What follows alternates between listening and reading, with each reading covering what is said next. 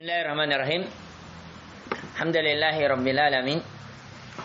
Wassalatu wassalamu ala Rasulillah ma ba'd.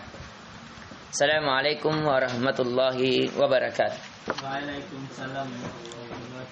Alhamdulillah, di pertemuan sebelumnya kita telah mempelajari dari bab safar, bahwa safar adalah beperginya seseorang dari kampung halamannya ke kampung yang lain, atau dari jarak 85 km dari pendapat Imam Syafi'i.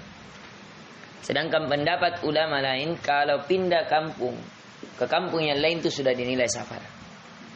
Banyak konsekuensi dari safar. Yang pertama, seorang musafir tidak wajib baginya sholat Jumat. Seorang musafir baginya, orangnya musafir ya, perjalanannya safar, tidak wajib baginya Jumat.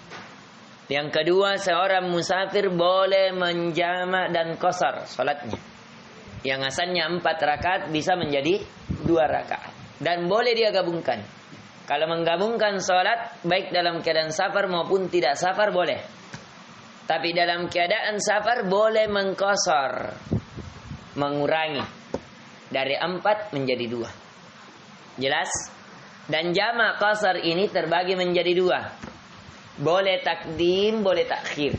Boleh dikedepankan, boleh diakhirkan. Dikedepankan maksudnya salat asar yang dikedepankan di waktu zuhur. Misalnya, kita salat zuhur ditarik asar, ini namanya takdim, mengedepankan asar. Boleh takhir, kita akhirkan zuhur ke asar. Misalnya kita lakukan salat asar ya, di waktu asar. Tapi salat zuhur dulu baru salat asar. Ini tentunya rahmat dan kasih sayang Allah kepada seorang hamba.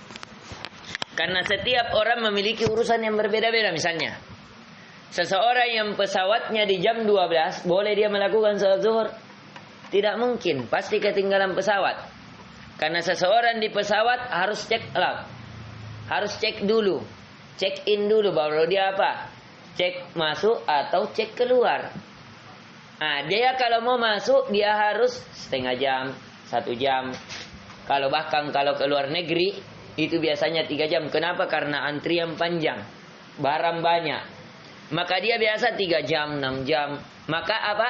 Ini rahmat dikasih. Boleh dia akhirkan salatnya di waktu asar. Dia tarik salat zuhur dulu 2 rakaat, baru salat asar 2 rakaat. Begitu pula isya dan maghrib. Begitu pula salat isya dan maghrib.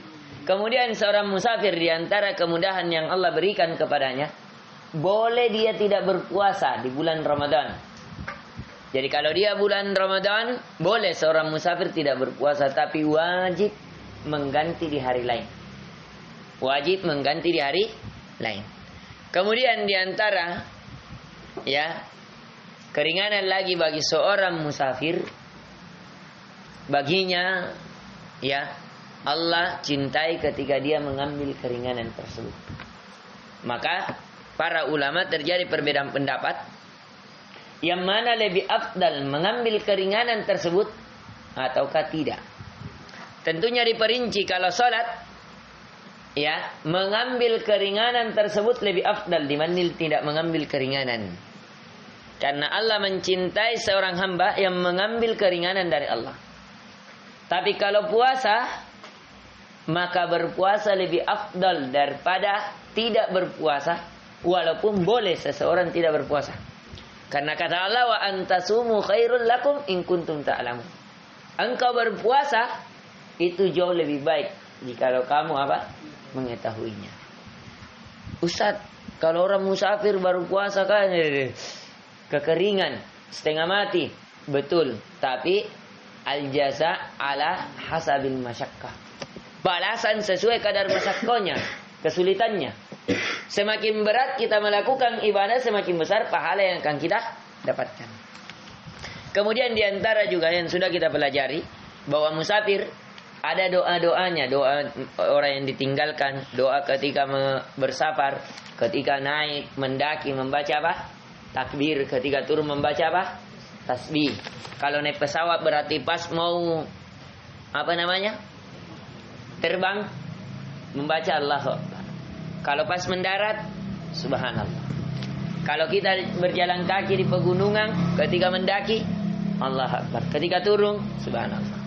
Dan seorang musafir juga, ya, dianjurkan juga memperbanyak doa. Karena di antara waktu mustajabah adalah ketika seorang bermusafir. Di bab ini kita memasuki bab al-hajju, bab haji. Qala Nabi sallallahu alaihi wasallam kanat talbiyatun Nabi sallallahu alaihi wasallam labbaik Allahumma labbaik. Kita masuk di bab haji. Bahwasanya Nabi sallallahu alaihi wasallam kalau talbiyah itu mengucapkan labbaik Allahumma labbaik labbaik la syarika laka labbaik innal hamda wan ni'mata laka wal mulk la syarika lak. Ini bacaan ini kalau antum baca di depan Ka'bah betul-betul beda nuansanya. Sedangkan kita baca saja bukan di tempat di Ka'bah itu nuansanya berbeda ya. Apalagi kalau banyak yang bertasbih, memuji Allah dengan begitu, itu nuansanya bisa meneteskan air mata. Ditambah karismatik Ka'bah. Ya, saya doakan semoga antum tidak diwafatkan seluruhnya kecuali telah melakukan haji dan umrah. Besar sekali keutamanya berada di sana. Besar sekali. Ya. Beda rasanya. Di sana itu ibadah seseorang tidak terasa. Kita tidur 2 jam, 3 jam tidak rasa. Ya.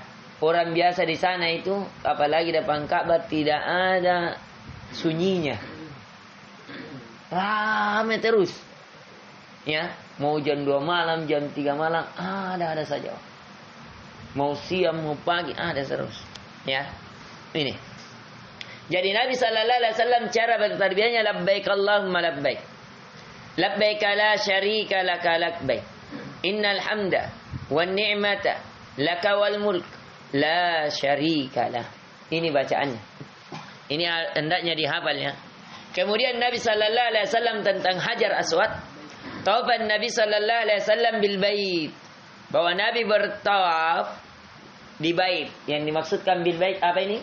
Ka'bah. Jadi Ka'bah ini banyak namanya. Yang pertama biasa disebut bil bait, al bait. Yang dimaksudkan dengan alif at-ta'rifiyah, alif lam at-ta'rifiyah. Alif lam yang diketahui yang dimaksudkan al bait adalah Ka'bah, al baitullah. Ya. Yang kedua biasa dikenal dengan Ka'bah. Ka'bah. Ya. Tidak ada tinta kah? Nanti diisi semuanya. Jadi yang kedua dikenal dengan apa? Al-Ka'bah atau Ka'bah. Yang ketiga biasa dikenal Bakkah. Bakkah atau Makkah. Bakkah atau Makkah. Jadi boleh ya. Atau biasa juga dikenal Masjidil Haram. Ya. Ini berdasarkan dalil-dalil yang sahih. Misalnya dalam surah Al-Imran yang kalian sudah hafalkan ya. Qala ta'ala inna awwala baiti wudi'a lin-nasi lilladzi bi Bakkah. Bi Bakkatin mubarakah wa hudan lil alamin. Bi Bakkah. Kemudian di antara juga dalil bahwasanya terkadang dia diucapkan dengan Makkah. Itu misalnya dalam surah Al-Fat. Ya. Wa huwal ladzi kaffa aydihim ankum wa aydiyakum anhum bi batni Makkah. Bi batni Makkah min ba'di an azharakum alaihim wa kana Allahu bima ta'maluna basira. Ini. Jadi kemudian juga biasa dikenal dengan Masjidil Haram. Masjidil Haram. Ya. Misalnya di firman Allah Azza wa Jal, qad nara taqalluba wajhika fis sama' falanuwalliyannaka qiblatan tardaha fawalli wajhaka syataral Masjidil Haram. Masjidil Haram apa ini? Masjid Ka'bah. Ya. Wa min haitsu kharajta fawalli wajhaka syatral Masjidil Haram. Ya. Dan banyak, ada 15 ayat tentang Masjidil Haram. Kemudian adapun tentang tawaf, dikabarkan di sini tawafan Nabi sallallahu alaihi wasallam bil bait wa huwa ala ba'irin. Bahwa Nabi bertawaf di bait, yaitu di Ka'bah, wa huwa ala ba'irin, dan dia di atas apa? Ba'ir, keledai. Menunjukkan di sini boleh seseorang berkendaraan bertawaf, tidak mesti jalan kaki. Boleh. Maka dari itu boleh kursi roda, boleh naik mobil. Ada biasa kayak mobil-mobilnya ya, yang mobil-mobil ya, yang biasa dipakai orang-orang lumpuh atau tamu-tamu istimewa. Kayak misalnya pernah presiden ya dipakaikan begitu. Ya. Yang biasa dipakai di mal-mal pergi membersihkan. Nah, itu naik mobil-mobil begitu. Tawaf. Apalagi kalau orang sudah tua, boleh. Ya, atau dia menaiki kuda atau unta ataukah keledai. Kullama ata ala rukni asyara ilaihi bi syai'in fi yadihi wa kabbara. Dan di antara setiap Nabi sallallahu alaihi wasallam melewati suatu rukun. Jadi di Ka'bah itu ada memiliki rukun. Rukun itu ya, ini kan itu susahnya, enggak ada spidol tak. Jadi Ka'bah itu segi 4. Di setiap sudut ada apa? Namanya rukun. Ya. Nah, di setiap sudutnya ada namanya apa? Rukun. Ya. Artinya di setiap sudut memiliki rukun. Apa yang dilakukan Nabi sallallahu alaihi wasallam?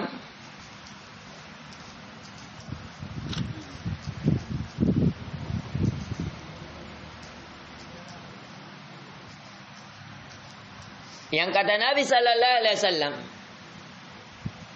asyara ilai, Nabi mengisyaratkan kepadanya. Jadi Nabi kalau melewati ya suatu rukun, Nabi mengisyaratkan kepadanya. Dengan apa? Fi bisyai'in fi yadi. Dengan sesuatu di tangannya, biasa dengan tongkat. Ya, atau dengan cambuk. Intinya dia isyaratkan setiap rukun.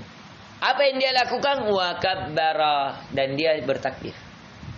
Sama juga boleh kalau misalnya orang tidak bisa mencium Hajar Aswad, kan dianjurkan dicium, dimasukkan kepala, dicium Hajar Aswad. Tapi kalau kita tidak mampu, karena kita di atas keledai atau di atas kuda, boleh dengan tongkat diciumkan. Jadi itu tongkat dilengketkan. Kalau kita tidak mampu, cukup dengan diisyaratkan walaupun jauh. Kalau di Ka'bah itu, ya, itu ada, ya bisa kita lihat, itu ada laser. Jadi misalnya ini, ya, tidak ada kah spidol? Coba ya. Hah? Coba ya. Coba isi dulu ya.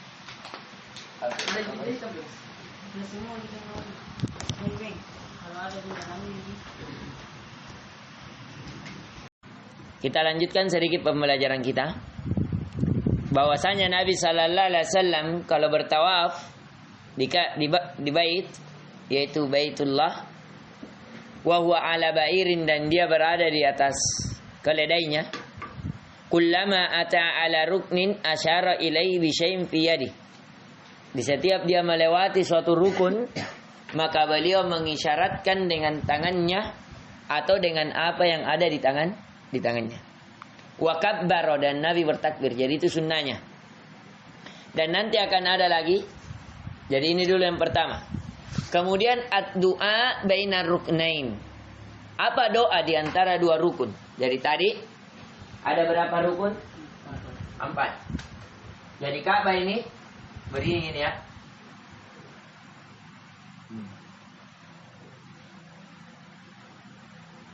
Berbentuk ya kudus. Gini kan modelnya kalau kudus. Kubus.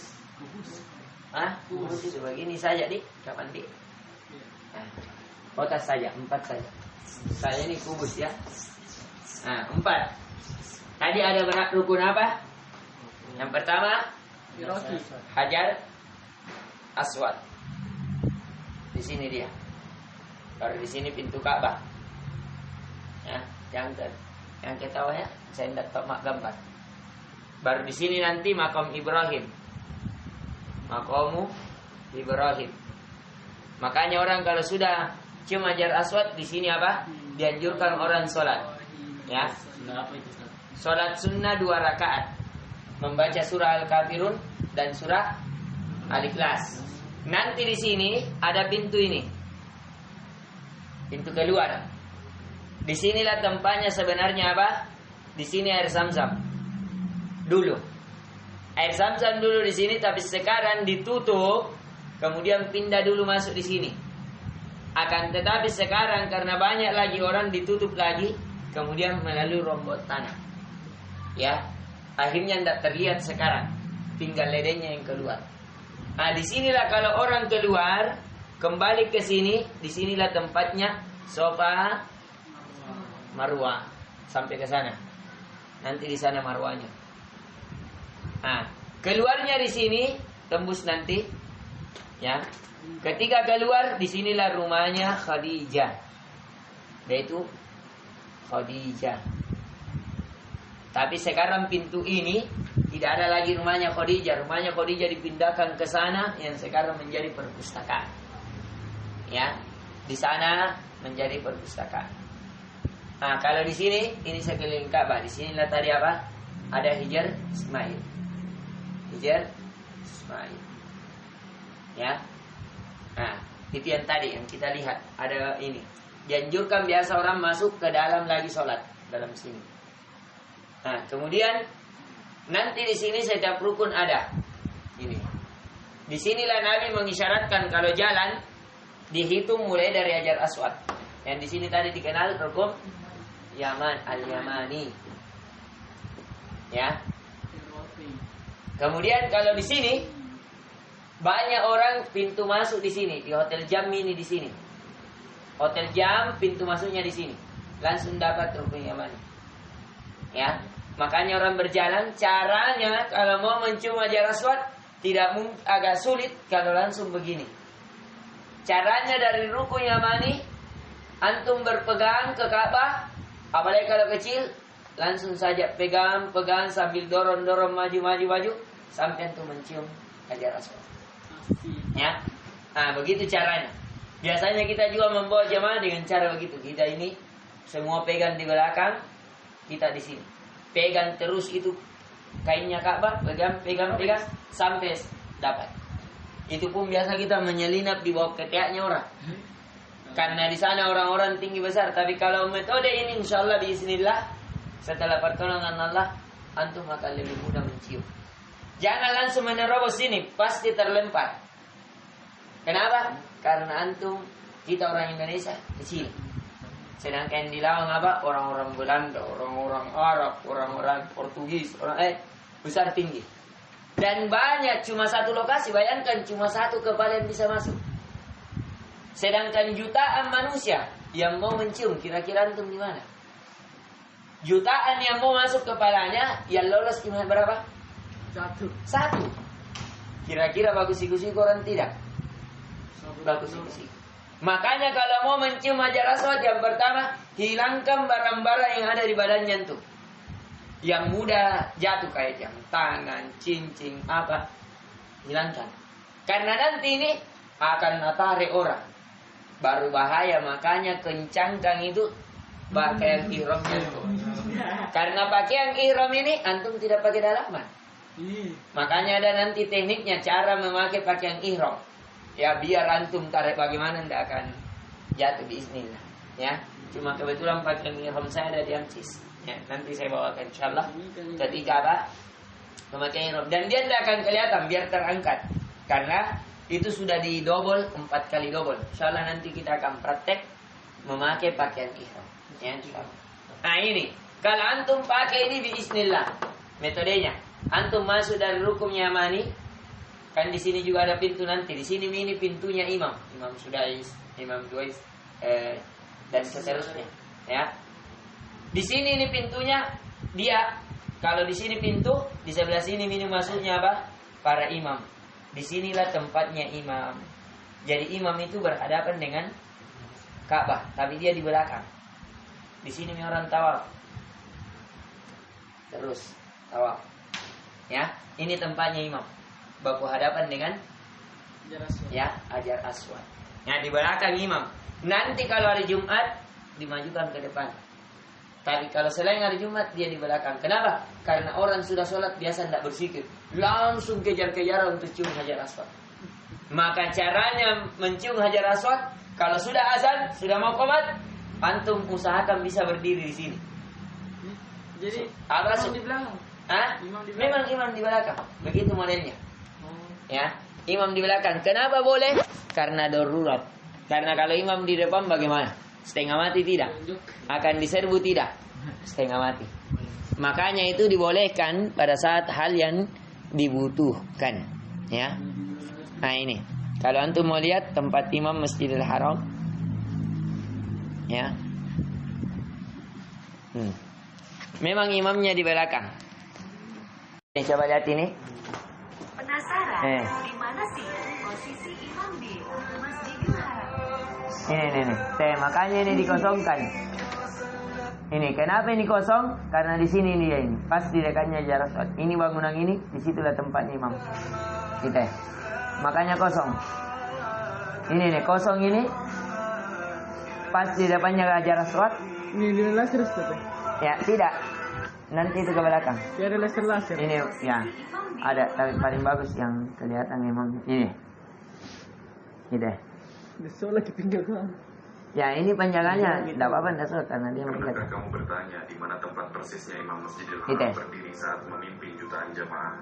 Posisi Imam Masjidil Haram saat sholat berjamaah berada di sisi kosong antara Rukun Yamani dan Hajar Aswad. Posisi syaf yang melingkar menjadikan makmum yang berada di samping dan depan sebenarnya mengikuti syaf di belakang imam. Adapun makmum yang berada pada selain arah imam, maka mereka boleh berada lebih depan. Semoga yang menonton video ini kurang kelihatan. Coba ini tempat imam ini. Tempat imam yang biasa mengimami sholat imam di Masjidil Haram. Tidak. Dia ke depannya. Ini kosong.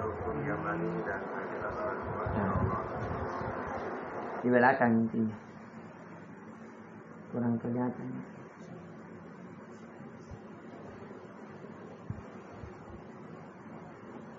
Nah ini bagus. Itu. Di sana. Jauh ya. Kelihatan dia terus. Maju-maju gitu. Jalan ini. Jadi kelihatannya. Jadi di sini imamnya, di sana Ka'bah. Nah, ini ya. Ini menunjukkan apa? Boleh kalau di doru. Ini. Kita lanjutkan sedikit.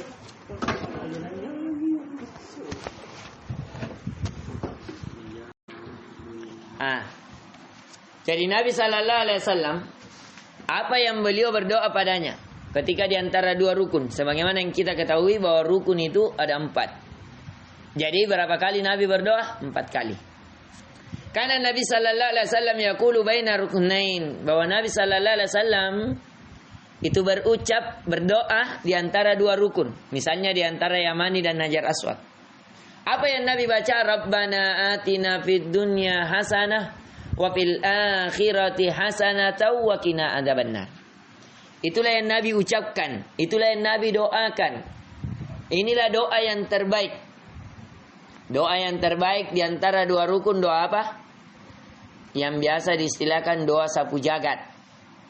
Ya, biasa diucap apa? Doa kebaikan dunia akhirat. Ya, inilah doa yang terbaik pada saat di antara dua rukun. Ya.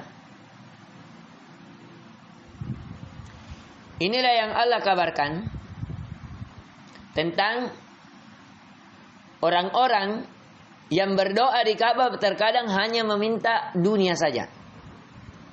Yang Allah kabarkan, wa minhum may yaqulu rabbana atina fid dunya hasanah wa fil akhirati hasanah wa qina adzabannar. Itulah di antara mereka yang berucap, yang berdoa, Rabbana atina, wahai Tuhan kami berikanlah kepada kami Di dunia kebaikan dan di akhirat kebaikan, dan jauhkan kami di dari azab neraka. Inilah yang benar doanya.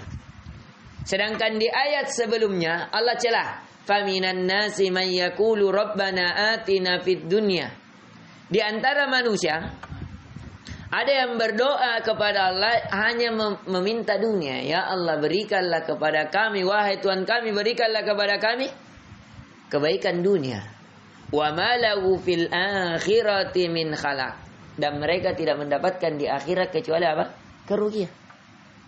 Jadi mereka hanya meminta dunia. Ada orang yang minta memang mau ke Ka'bah apa? Minta kekayaan. Mau ke Ka'bah apa? Supaya dapat jodoh. Mau ke Ka'bah untuk apa? Supaya sukses bisnisnya. Nah, ini Allah celah. Orang yang benar doanya adalah yang meminta kebaikan dunia dan akhirat. Kemudian kata penulis tentang As-Safa wal Marwah. Safa dan Marwah di mana tadi? Di belakangnya makam Ibrahim. Jadi makam Ibrahim di sini, antum jalan ke sana baru berputar balik. Nanti di sini Safa dan Marwah. Ini Safa. Kalau antum berdiri di sini, ini persis berhadapan sebenarnya karena jauh ini kelilingnya ya. Ini kalau berdiri di sini dari Safa sini. Ya. Sebenarnya di sini. Safa di sini.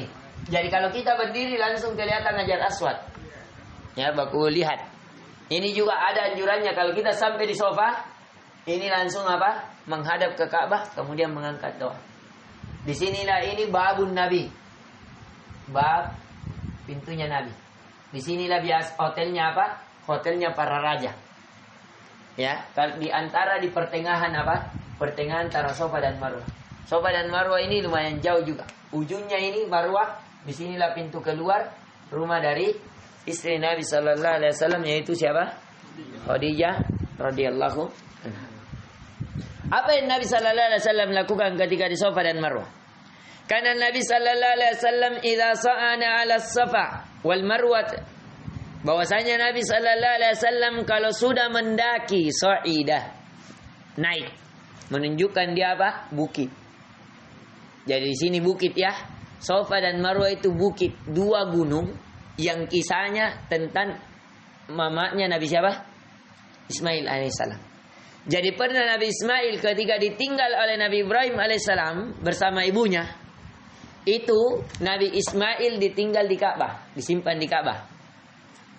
Kenapa? Karena dia menangis, kehausan. Akhirnya ibunya menyimpannya di Ka'bah, di mana tadi tempatnya yang ada Zam-Zam di sini ya. Ini air Zam-Zam. Jadi ini Ka'bah, ini diperkecil ya. Dulu Ka'bah sampai keluar sebesar ini. Masuk ini di dalamnya. Ya, hampir dengan berdekatan dengan Zam-Zam. Ini diperkecil. Diperkecil. Kemudian ketika di sini disimpan Nabi Ismail alaihissalam, namanya masih kecil, disimpan. Mamanya kemana? Ke Safa. Mencari apa? Mencari air. Dia berjuang dari Safa ke Marwah, dari Marwah ke Safa, dari Safa ke Marwah sampai 7 kali. Mencari apa? Air. Di sini tidak ada air. Wih, menangis anakku. Pergi sini lagi. Pergi sini lagi. Tidak ada dia dapatkan.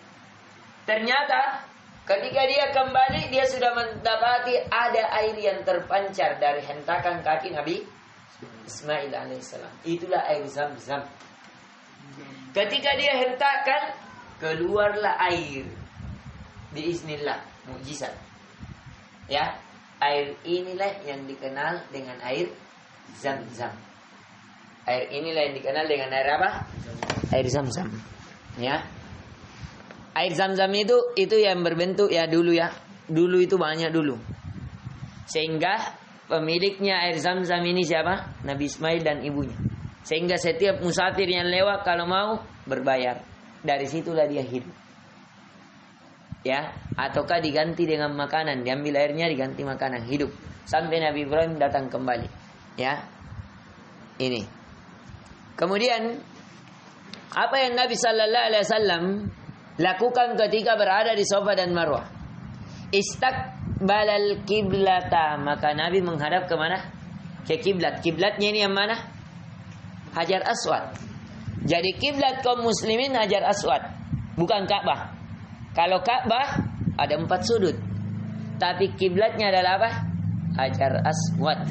Makanya kalau kita lihat ya, semua orang itu menghadap ke sini. Yang di sini menghadap ke sini. Yang di sini menghadap ke sini. Yang di sini menghadap ke sini. Yang di sini menghadap ke sini. Yang di sini menghadap ke sini. Kenapa? Karena yang menjadi kiblat apa?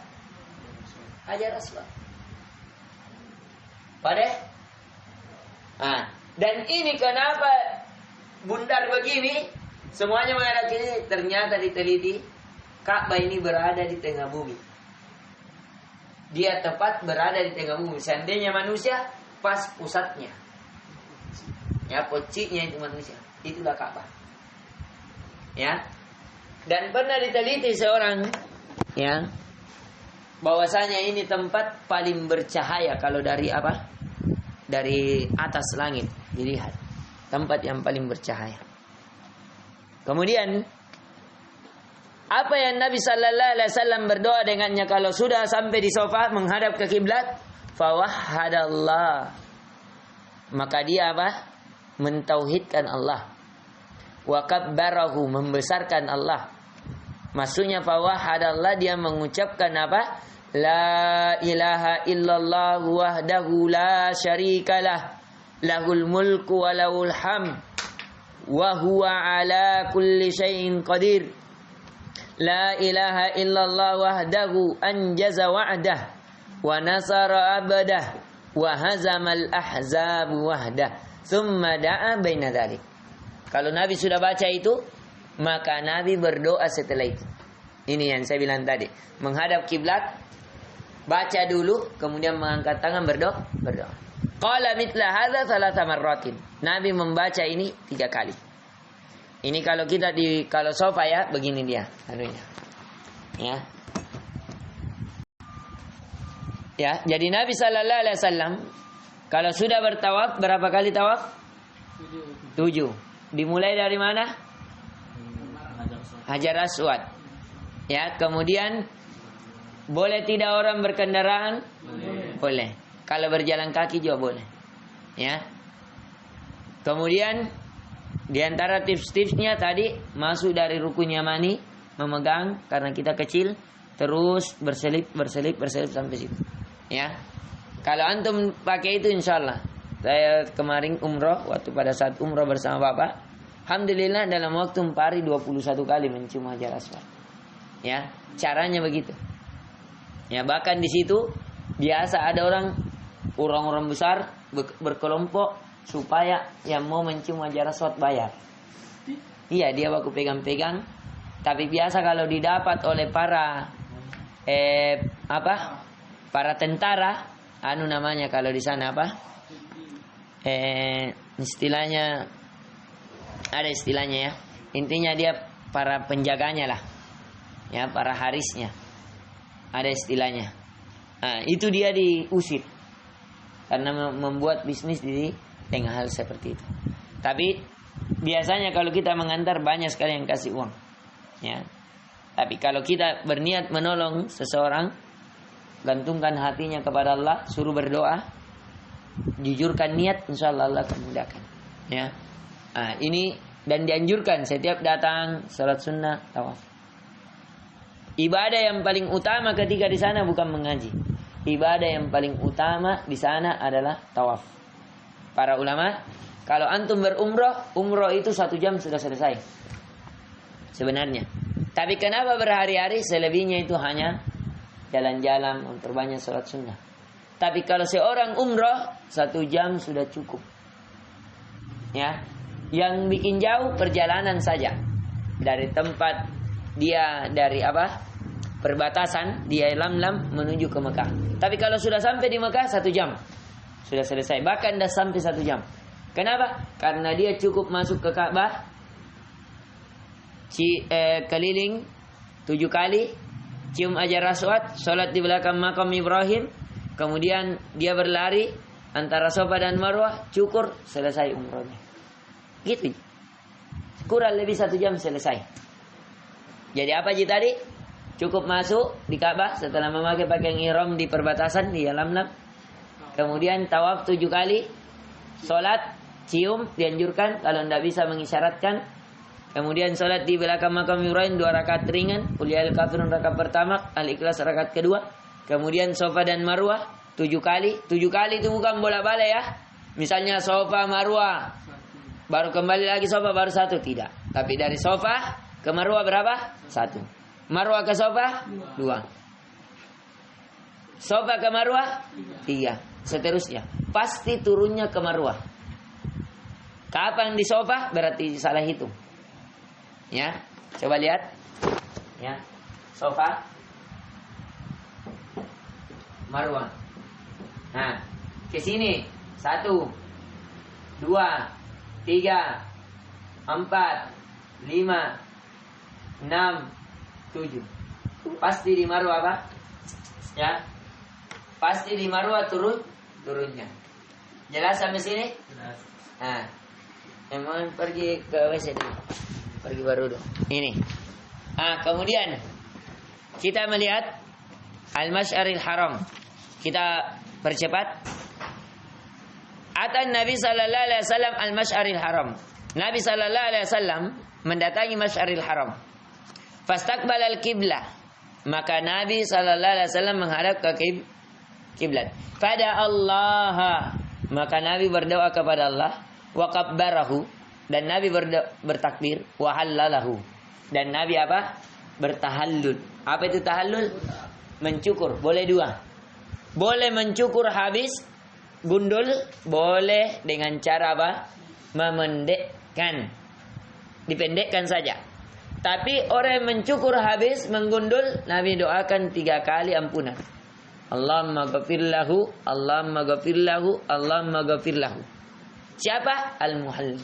Orang yang apa? Orang yang mencukur gundul.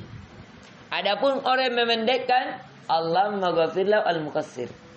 Ya Allah, ampunilah dosanya orang yang memendekkan rambutnya. Kemudian sudah itu wahadahu falam yazal waqifan hatta asfara jiddan. Dan Nabi sallallahu alaihi wasallam itu mentauhidkan Allah, yaitu wahada, mengucapkan la ilaha illallah. Kemudian beliau senantiasa di situ berdiri sampai asfara jiddan, sampai ke kuning-kuningan. Ya. Sampai sudah masuk apa? Ke kuning-kuning, ke merah-merahan. Fadafa'a, maka Nabi pun apa? Setelah itu barulah dafa'ah. Qabla an tatlaf syam, barulah Nabi sallallahu alaihi wasallam meninggal sebelum apa? Terbitnya matahari. Kemudian ramlul jimar, tentang bagaimana ini masalah haji ya. Kalau umroh tadi tidak ada ini. Tidak ada melempar jumroh. Jumroh itu ada 3, Aqabah, Wusta dan Kubra, itu tidak ada. Kalau umroh itu tadi cuma masuk di Ka'bah, setelah di dalam perbatasan memakai pakaian ihram, masuk keliling 7 kali, setelah itu mencium Hajar Aswad, sholat di makam Ibrahim, kemudian apa? Safa dan Marwah, kemudian mencukur, selesai. Jelas? Itu saja. Kalau ramyul jimar, ini kalau permasalahan haji. Karena Nabi sallallahu alaihi wasallam yukabbiru ma kulli hasatin. Nabi sallallahu alaihi wasallam kalau melempar itu dengan apa? Bertakbir. Allahu Akbar. Allahu Akbar. 1 kali lemparan 7 butir batu. Batunya tidak besar, tidak juga terlalu kecil, tapi sedang. Ya. Dan apa? Seseorang dilarang berlebih-lebihan. Jadi kalau jumrah, melempar jumrah namanya, itu ada tempatnya. Seperti kayak ini rumah, ada tempatnya, di situ dilempar masuk. Ini tentang kisah Nabi Ibrahim ketika ingin menyembelih Nabi Ismail alaihissalam. Nabi Ibrahim ketika ingin menyembelih Nabi Ismail, datang syaitan berbisik. Masa kau mau bunuh anakmu yang selama ini kau nanti-nanti? Akhirnya Nabi Ibrahim alaihissalam mengambil batu dan melempar iblis. Ya, inilah sehingga disyariatkan apa? Melempar jumrah. 7 batu. Setiap satu jumrah itu dengan cara apa? 7 kali. 7 kali. 7 kali lemparan. Berarti ada 3. Berarti berapa? 21. 21 kali. Dan ini dilakukan jumrah sugra, wusta, kubra. 3 kali 21 berapa? 60. 3 kali 21. 3 kali 21. 63. Jadi kumpulkan 63 batu. Ya, harus masuk. Tempat lempar jumrah nanti insyaallah kita akan lihat. Kemudian yang asabahu yang terakhir, asabahu yaitu menyembelih. Ini menyembelih barang siapa yang tidak sempat misalnya melakukan sesuatu kewajiban, maka dia misalnya tidak bisa botak, ada penyakit di kepalanya misalnya, maka dia apa? Dibayar dam namanya. Bayar dam itu membayar, dam itu darah. Artinya dia mengalirkan seekor kambing, ya, seekor kambing. Karena Nabi azabahu, doa Nabi sallallahu alaihi wasallam bikabashain amlahain. Bahwa Nabi sallallahu alaihi wasallam beruduhiyah dengan bikabashain, dengan 2 kambing.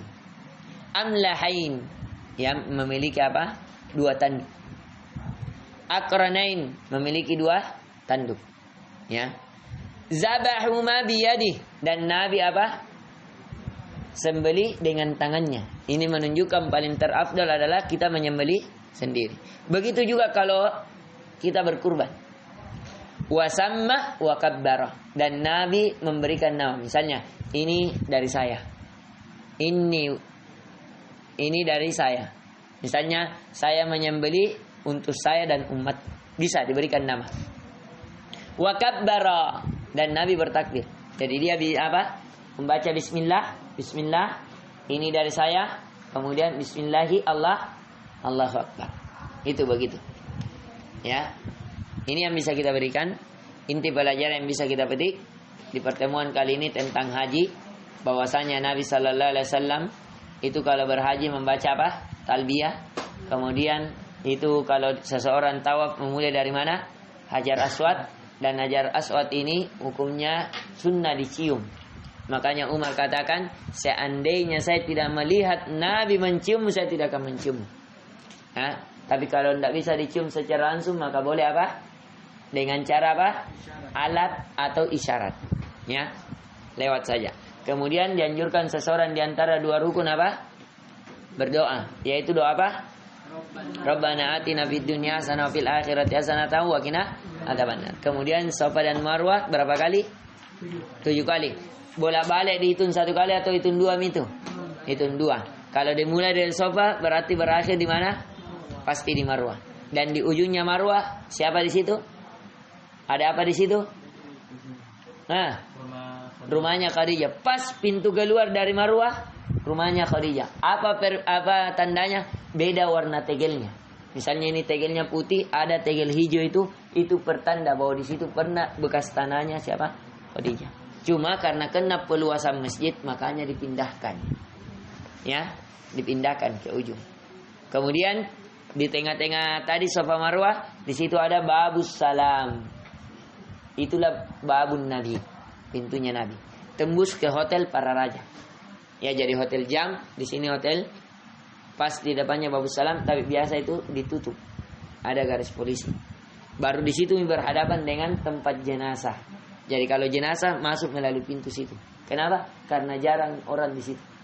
Tapi kalau kita lewat saja, tapi ada terpalang, bisa biasanya. Nah. Kemudian kalau orang sudah berada di sofa, dianjurkan menghadap ke Ka'bah, kemudian berdoa. Kemudian melempar jumrah. Ada berapa jumrah tadi? 3. Apa itu? Sugra, wusta, dan kubra. Nah, ini berapa 1 kali lemparan? 7 kali lemparan. Kemudian kalau seseorang memiliki penghalang dari kewajibannya, maka dianjurkan membayar dam. Yaitu apa dam itu? Menyembelih kambing, ya. Dan seseorang paling afdalnya adalah dengan cara dia sembelih sendiri, ya. Ini yang bisa kita berikan, semoga bermanfaat. Subhanakallahumma bihamdik, asyhadu an la ilaha illa anta astaghfiruka wa atubu ilaik. Assalamualaikum warahmatullahi wabarakatuh.